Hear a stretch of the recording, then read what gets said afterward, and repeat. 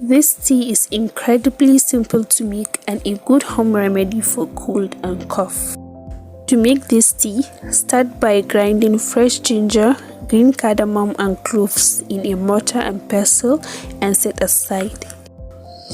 Add water in a saucepan, pot or kettle like mine, and add the grinded spices with a tea bag and let it boil.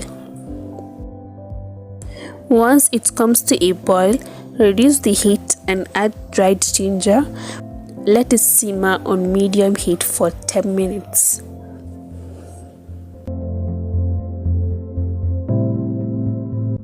Now use a sieve or a strainer to strain the tea into a teacup. You can also add lemon juice and honey at this stage and enjoy.